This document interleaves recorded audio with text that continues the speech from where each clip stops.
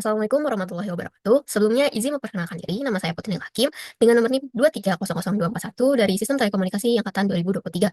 Pada kesempatan kali ini, saya akan menjelaskan sedikit mengenai transformasi Laplace yang meliputi definisi, contoh transformasi Laplace pada sinyal waktu kontinu, dan inverse pada transformasi Laplace. Transformasi Laplace ditemukan oleh Pierre Simon Laplace di abad 18. Ia memiliki tujuan awal untuk membuktikan teori kemungkinan.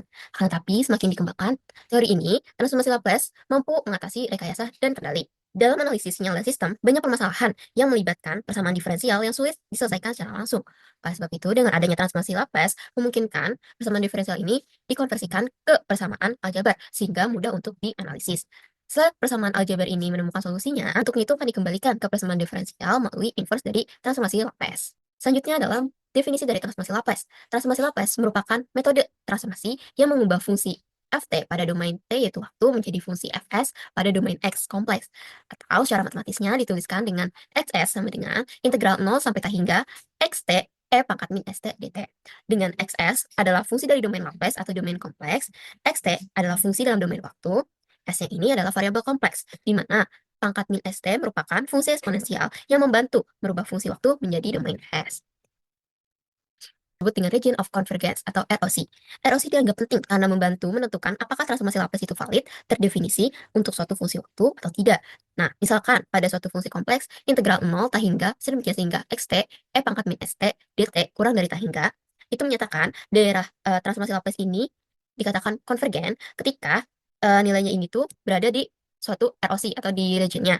Dan ketika berada di regionnya, maka nilai yang dihasilkan itu terdefinisi. Sedangkan apabila di luar dari nilai regionnya ini dikatakan tidak terdefinisi atau divergen, yang dimana nilainya itu menuju tak hingga. Sederhananya, daerah konvergensi ini adalah himpunan bilangan real S yang menghasilkan transformasi Laplace XS yang konvergens atau terdefinisi. Selanjutnya adalah transformasi Laplace dari sinyal waktu dan ROC. Saya mengambil contoh yaitu sinyal unit step. Dari fungsi waktunya itu, xt-nya kita ubah menjadi sinyal unit step yaitu ut. Berdasarkan persamaan transformasi Laplace pada umumnya, kita dapat menuliskannya menjadi xs sama dengan integral 0 sampai t hingga ut e pangkat min st dt. Saya ingin mengambil nilai ut-nya itu adalah 1, sehingga persamaannya menjadi xs sama dengan integral 0 sampai t hingga e pangkat min st dt. Setelah itu, ketika persamaannya sudah berbentuk seperti ini, dilakukan integral atau penurunan seperti pada umumnya, menjadi xs sama dengan min 1 per s, e pangkat min st, 0 sampai t hingga. Setelah itu, kita substitusikan xs sama dengan 0 min minus 1 per s. Karena minus dikali minus itu adalah positif, jadi nilai transformasi Laplace itu menjadi xs sama dengan 1 per s.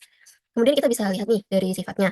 Misalnya, kalau saya ingin memasukkan nilai ut-nya itu sama dengan 0, t-nya sama dengan 0, maka hasil transformasi Laplace itu ya sudah 0. Artinya, nilai 0 itu untuk t kurang dari sama dengan 0.